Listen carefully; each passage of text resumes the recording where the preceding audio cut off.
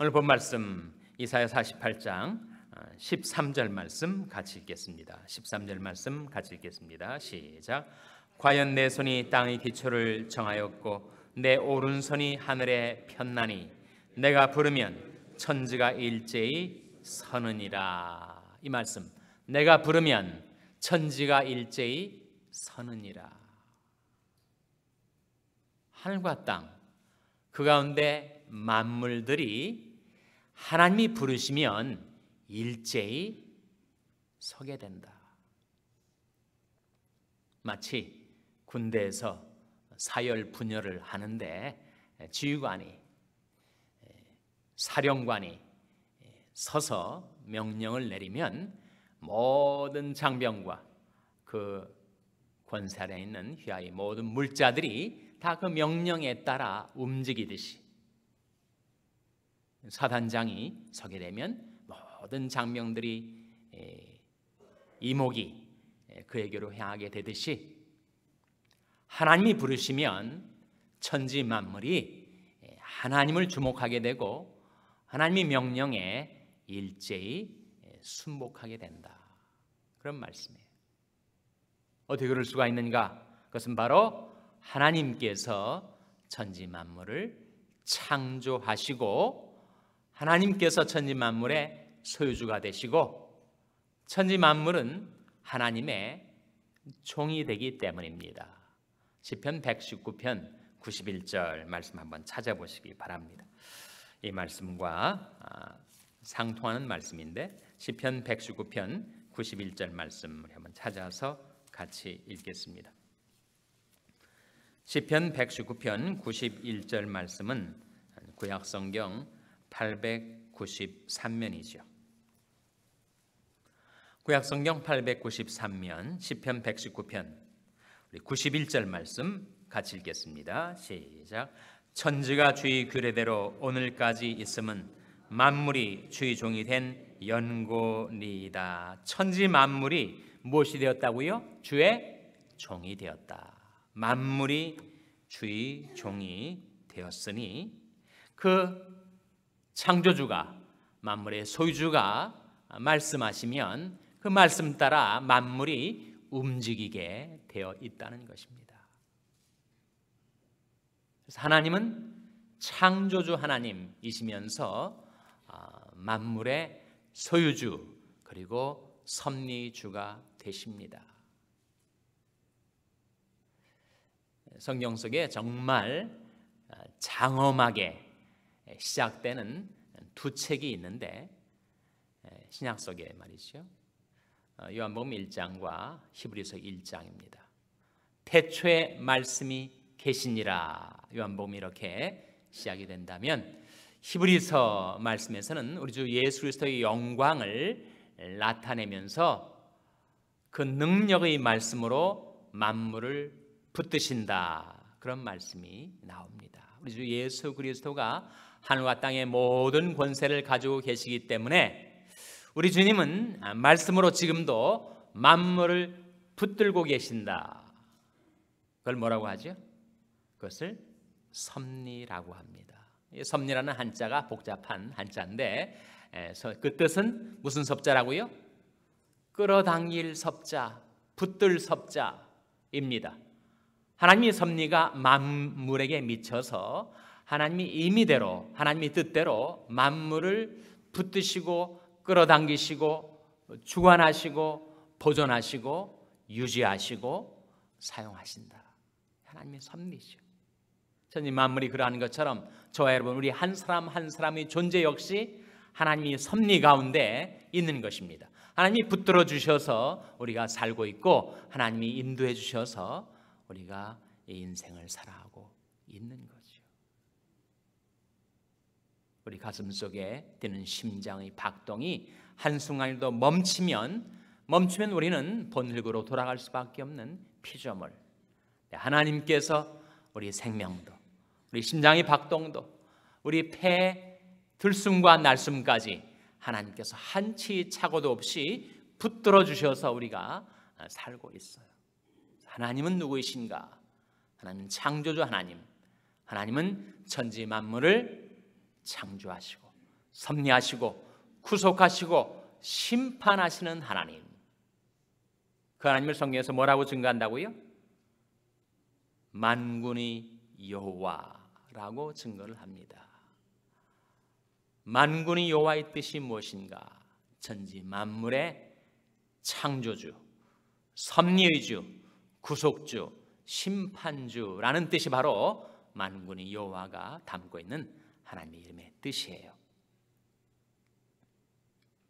그래서 우리는 이 세상에 한 7, 80년 살다가 갑니다. 그러나 하나님은 처음부터 나중까지 살아계세요. 나는 알파와 오메가요, 처음과 나중이요, 시작과 끝이라. 우리 하나님은 영원하신 하나님, 영원부터 영원까지 주는 하나님이시니이다. 그래서 우리 자녀들을 위해서 기도할 때도 우리가 이 세상을 살고 죽어 이 세상을 떠나게 된 후에도 하나님은 여전히 우리 자녀들과 함께 계셔서 그 연약한 인생을 견고하게 세워달라고 우리가 그 영원하신 하나님께 기도하는 것입니다. 그래서 오늘 본 말씀에 나타난 하나님은 영원하신 하나님, 창조주 하나님, 섭리의 주 하나님, 하나님의 영광을 이 말씀이 증거하고 있습니다. 시편 102편 25절 말씀 한번 열어보시기 바랍니다. 시편 102편 25절 말씀, 구약성경 876면 시편 102편 25절 이하의 말씀을 같이 읽겠습니다. 시편 102편 25절, 26절, 27절 우리 세 구절의 말씀을 먼저 읽겠습니다. 시편 102편 25절부터 27절까지 말씀 한번 같이 읽겠습니다. 시작. 주께서 옛적에 땅의 기초를 두셨사오며 하늘도 주의 손으로 지으신 바 아니이다. 천지는 없어지려니와 주는 영존하시겠고 그것들은 다 옷같이 낡으리니 의복같이 바꾸시면 바뀌려니와 주는 여상하시고 주의 연대는 무궁하리이다. 하나님은 창조주 하나님, 하나님은 영원하신 하나님. 그것이 하나님의 영광 아닙니까, 여러분? 하나님의 계시의 말씀을 알지 못하는 세상 사람들은 태양신을 섬겨요. 왜 태양신을 섬기는가?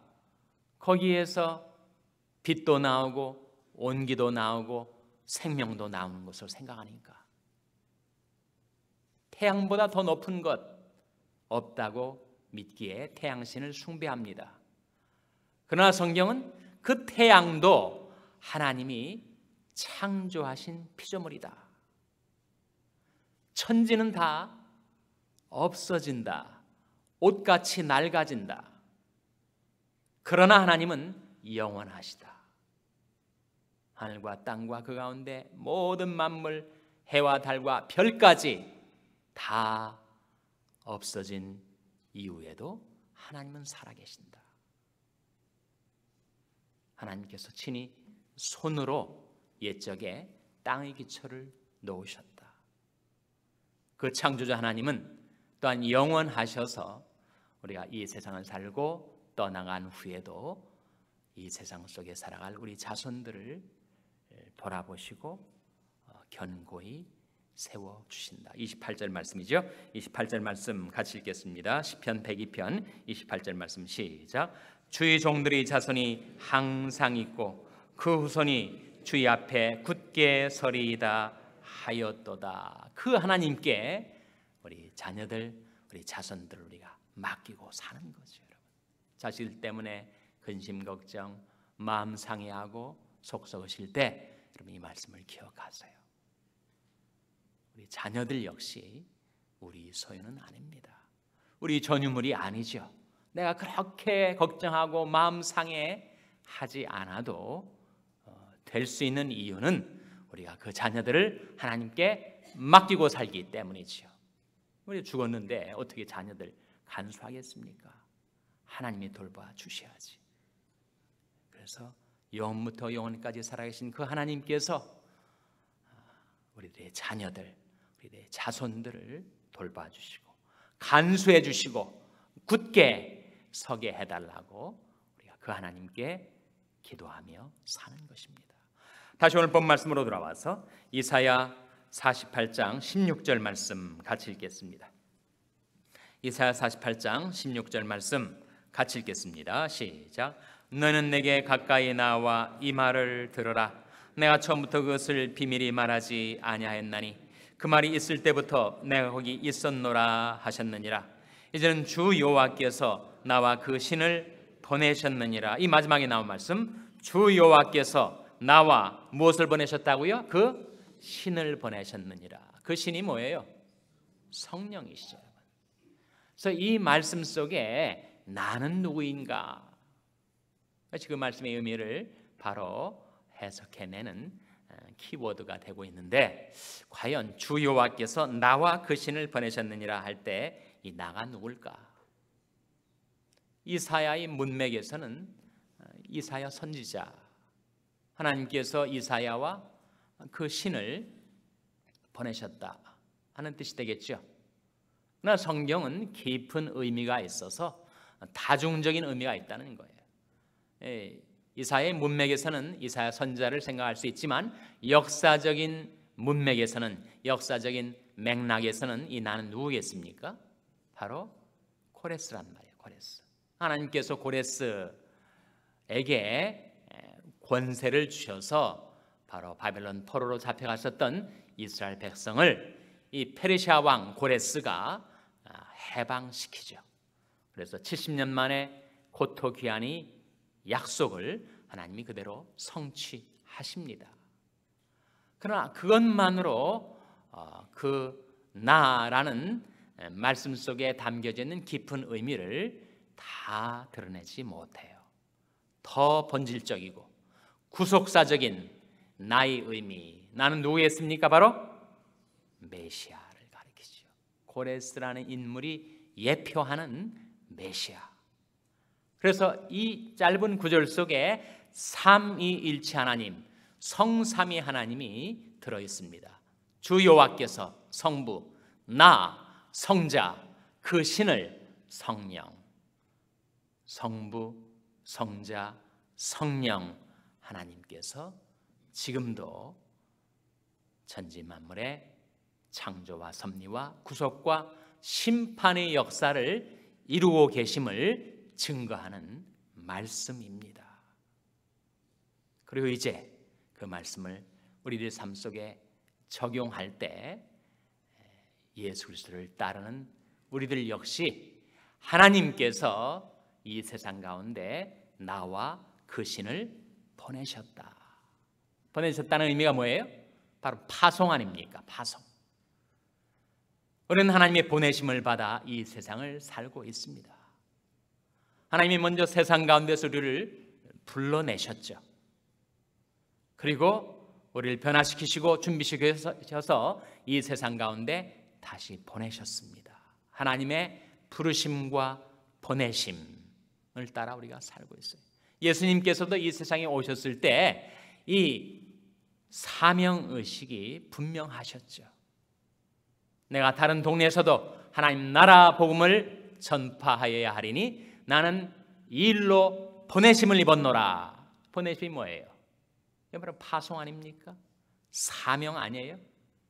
예수님은 하나님 나라 복음을 전파하시기 위하여 이 세상에 보내심을 받았어요.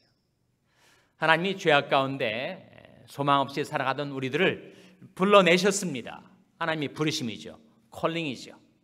불러내셔서 성령과 말씀으로 우리를 변화시키시고 준비시키셔서는 이제는 세상 가운데 다시 우리를 보내셨단 말이죠. 파송하셨습니다. 그리고 사명을 주셨어요. 그 사명의 핵심은 무엇인가? 그리스도의 구원의 복음을 증거해서 세상에 방황하는 영혼들을 하나님의 교회 속으로 이끌어들이는 사명이죠. 그 사명을 인간 스스로의 힘으로, 우리 자신의 힘으로 감당할 수가 없어서 우리를 보내실 때 나와 무엇을 보내셨다고요? 그 신을 보내셨다. 성령을 보내셨다. 예수님에게도 하나님이 나사렛 예수에게 성령과 능력을 기름 붓듯 하셨음에 저가도로 다니시며 착한 일을 행하시고 마귀에 눌린 모든 자를 고치셨으니 이는 하나님이 함께 하셨습니다 하신 말씀대로 우리들을 이 세상 가운데 보내실 때 나 홀로 그 사명 감당하며 살지 못하기 때문에 하나님이 나와 그 신을 보내신 것입니다. 예수님에게처럼 우리에게도 성령과 능력을 기름 붓듯 하셔서 우리가 두루 다니며 착한 일을 행하고 마귀에게 눌린 모든 자를 고쳐주는 그 사명을 우리에게 주신 거예요. 그래서 우리가 그 부르심과 보내심을 깨닫고 하나님의 컬링과 하나님의 미션을 깨닫고 우리가 그 방향으로 살아갈 때 하나님은 어떻게 하시는가? 하나님의 사명을 받들어 살려 하는 하나님의 백성들을 하나님이 그저 방치해 두시겠습니까? 그렇지 않으신다는 거예요. 내가 부르면 천지가 일제히 서느니라 하신 하나님께서 그 사명을 받들어 살아가는 사람을 위해서 천지의 만물을 움직여서 그를 도우신다는 거예요. 그것이 하나님의 섭리를 따라 살아가는 인생의 행복입니다. 우리가 알거니와 하나님을 사랑하는 자, 곧 그 뜻대로 부르심을 입은 자들에게는 모든 것이 합력하여 뭘 이룬다고요? 선을 이루느니라. 우리 하나님이 나를 이 세상 가운데 보내신 하나님의 그 보내심의 뜻을, 사명을 감당하며 살아갈 때 하나님께서 우리에게 성령을 주셔서 내 마음을 감동하여 주 예수 믿게 하시고 하나님 신뢰하며 살게 해주시고 사명의 길에 우리에게 필요한 모든 것들 하나님께서 천지를 움직이셔서라도 우리에게 필요한 것을 공급해 주신다. 그것이 우리 믿음의 기초입니다. 나 혼자 내가 힘쓰고 애써서 내가 인생을 살아가는 것 아니고 천지 만물을 창조하시고 소유하시고 움직이시는 하나님, 내가 부르면 천지가 일제히 서느니라. 그 하나님께서 우리 생활 속에 필요한 모든 것, 나를 둘러싸고 있는 모든 환경 하나님께서 임의로 주장하시고 변경하시고 다스리시고 섭리하셔서 하나님을 사랑하는 자, 곧 그 뜻대로 부르심을 입은 자들에게는 모든 것이 합력하여 선을 이루느니라 하신 그 놀라운 약속의 말씀이 여러분의 삶 속에 이루어지게 되시기를 주님의 이름으로 축원합니다. 기도하시겠습니다. 오늘 말씀 기억하며 하나님, 제디 하나님의 부르심과 보내심을 따라 살게 주시옵소서. 기도하시기 바랍니다. 우리 자녀들을 위해서 기도할 때 하나님, 저희 자녀들에게 하나님께서 컬링과 미션을 주셔서 하나님 그것을 받들어 살아갈 때 저희 자녀들 축복하여 주시고 사용하여 주시옵소서. 기도하시기 바랍니다. 병상에 연약한 지체들을 위해서 기도할 때 하나님, 하나님이 지으셨사오니 하나님이 고칠 수가 있나이다. 저들을 소생시켜 주시고 성케하여 주시옵소서. 위하여 기도해 주시기 바랍니다. 우리 샬롬교회를 위해서 기도할 때 하나님이 세상 가운데서 하나님이 부르셔서 하나님이 교회 삼아 주셨사오니 이제 세상 속에 보내신 저희 샬롬교회가 하나님 신 사명 받들어 살게 주시옵소서. 기도해 주시기 바랍니다. 여러분이 생업을 위해서 기도하시고 북한 어린이 선교를 하는 한 슈나이더 재단을 위해서 기도해 주시기 바랍니다. 네팔의 이재민을 위해서 기도해 주시고 십자가 공사의 완공을 위해서 기도하시고 이제 다음 주 붕해를 위해서 기도하실 때 하나님 많은 영혼들을 불러 모아 주시고 구원받게 하여 주시옵소서. 우리 심령을 부흥시켜 주시옵소서. 이런 제목들로 우리 합심해서 기도하겠습니다.